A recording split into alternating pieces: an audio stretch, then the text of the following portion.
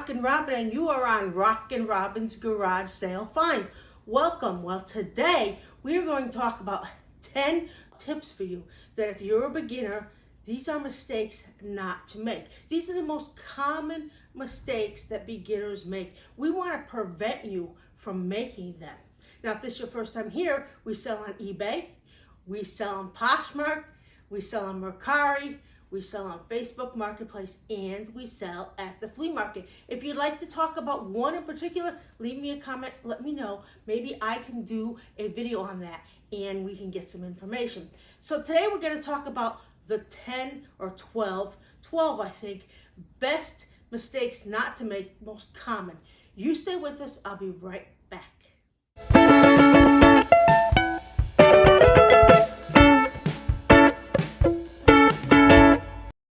So welcome back.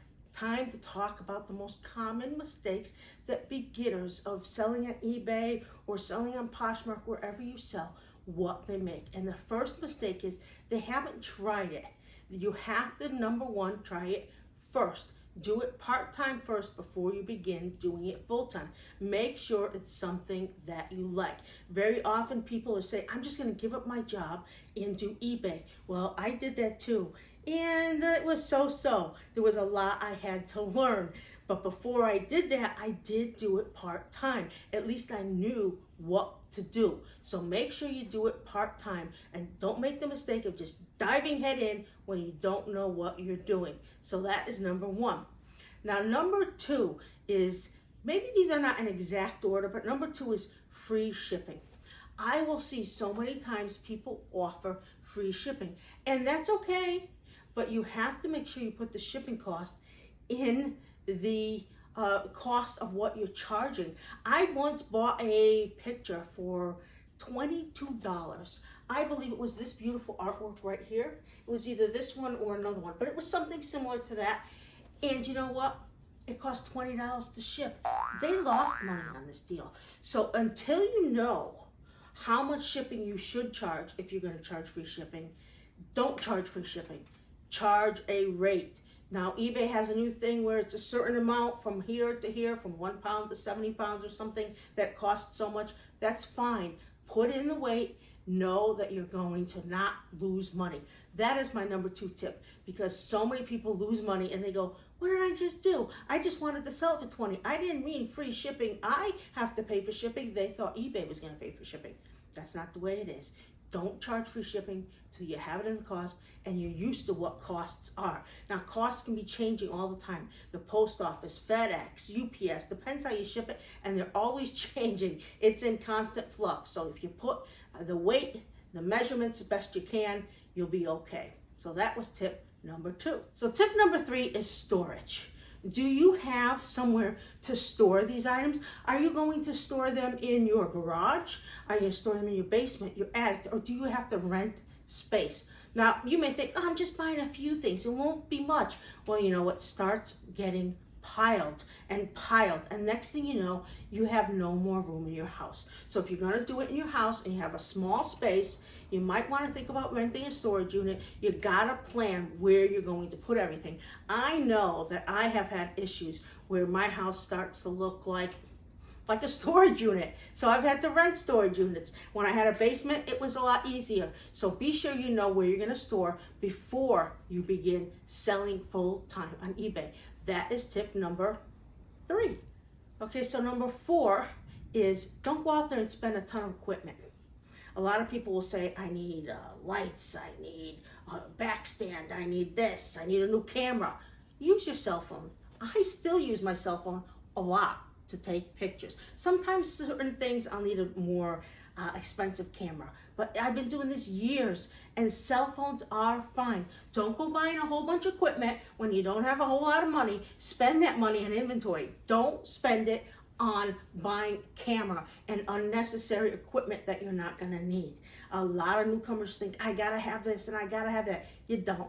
Just use your cell phone and you'll be just fine. Just make sure the background is white or dark. It's got to be one color when you're putting an item up. Don't be putting it up on a multi-color background.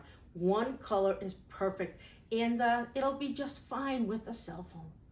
Now, the next tip is Now, make sure you get bubble wrap. That is the one thing you're going to need. Do not put items in bags unless they're clothes. Put them in boxes. Now, if you're just a beginner, I'm going to say go to the stores, grab as many boxes as you can till you get going. Once you get going, you're going to have to buy your boxes because you don't want to be going out there, going to every liquor store, going to the dollar store, going to Home Depot, wherever to get boxes. It's okay in the beginning, but after a while, you're not going to want to do that. You're going to have to buy your own. But in the beginning, when you're just starting out, be as cheap as you possibly can. Get as many free boxes as you possibly can if you have the storage, and use those. That's the way to go. But get bubble wrap, because if it's broken, you have to have bubble wrap. You can't have items broken, and if you don't wrap them well, you're going to have problems. So that is one thing you cannot just borrow from somebody or do something cheap. You can't be cheap when it comes to bubble wrap. You have to get the bubble wrap. So our next tip is, even if you have bubble wrap, don't be afraid to insure items. Now, they're insured a certain amount on the post office in USPS, but you need to say, if you're selling a $500 piece of glass, you want to make sure it gets there in one piece, so insure it for the $500. Don't be afraid, and you know what? You can charge the person, just figure out what the insurance is going to be, and add it to the shipping cost, because you have to have insurance. How many times have I mailed something out and it was broken, and then the person said, I want my money back, it's broken.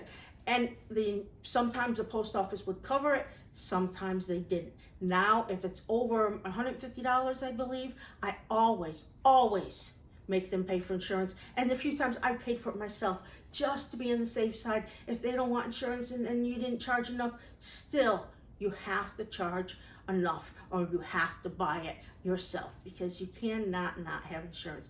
Don't skimp on that or bubble wrap. Number 7 is always ship your items through eBay. Don't pack them and then bring them to the post office and ship them, because it's going to cost you a lot more. You get discounts on eBay, so you want to ship through eBay. If you get a printer, you have to have a printer. That's one of the few pieces of equipment, bubble wrap and a printer, that you have to have.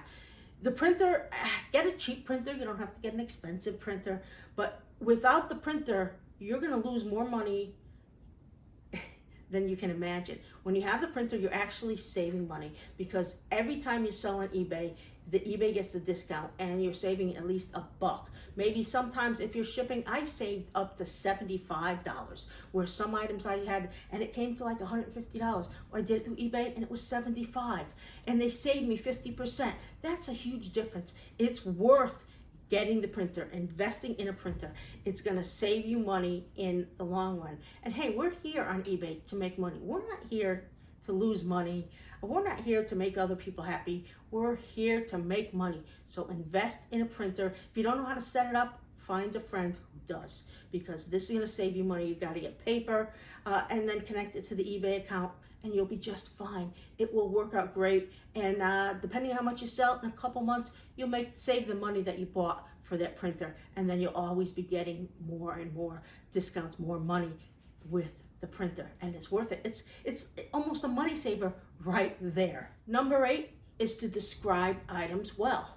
Now, if you have a pencil mark or a pen mark or a tiny little hole in a shirt, you have to describe it, because if not, the person is going to return it. You're going to end up paying for postage to them and postage back, and it's going to be your fault, and you're going to be mad. You thought, oh, they won't see that hole. Well, they're gonna. Believe me, every little thing that's wrong with it, you're gonna. If you put it in the description and they buy it anyway and then they see it, it was in the description. It's their fault. So make sure you describe every little thing. And if it doesn't work, it doesn't work. Just say, it's not working, buy this for parts, buy it as is. Don't say, it's working, or I think it's working. Well, you better be sure it's working or it's not working. And you better be sure to put that in the description. Your description has to be accurate, and don't miss any items. Don't think you're doing yourself any favors by not putting in something that's wrong with an item. You're gonna pay. Double check everything, and check it before you even leave the store if you're buying it at a thrift store or a garage sale. Don't just wait till you get home and then check it, because it might not work, it might be broken, it might not be new. How many times have I bought an item and I thought it was new in package, I got it home and it wasn't? So describe your items well, and this way in the long run, you're gonna save yourself some money. Great tip for a beginner. Number 9 is to beware of scammers. If anyone says to you, your item's on sale for 100, I'll give it to you for 150, they're a scammer. When they see somebody list a whole bunch of items and you have maybe 0 feedback or less than 10, they're gonna try to scam you. Call eBay and say, hey, this person is trying to scam me, they have less than 10. I have less than 10 items up, they're offering me 150 for an item that's $100. Nobody's gonna do that. There's a lot of scammers. In the first beginning, when you start eBay, a lot of people are gonna try to scam you. So don't be afraid to call eBay. Don't be afraid to look up, is this a scam? If it seems too good to be true, it's a scam. And the last one, be prepared for returns. I hate when somebody returns something. I hate when somebody says, oh, I don't want this, I return it. Now, you can put no returns, which means if they just change their mind, they have to at least pay for the shipping back. But don't think that you're never going to have any returns, because there's always going to be some returns. They're always going to find a reason to return it. All you can do is say, okay, accept it, and move along. There's nothing else you can do. Don't get mad. Don't leave bad feedback. Don't yell at the person. Just say, okay, thank you. Return it. Do whatever you have to do. It's going to be the best in the long run, and it happens. It happens to everyone. Don't think it's just you. But once you see what you did wrong and why they return it, make sure you fix that and never make that mistake again. It's going to help you so much. And these are things that beginners should know. Well, I hope you like the things that we told you. These were 10 tips, 10 common tips for beginners. What I want you to do now is subscribe, hit the bell, give us a big thumbs up. Those are very important. Now go out there, find something good, put it up on eBay, put it up on Poshmark, put it up on Mercari, and you go make yourself some money. See you soon.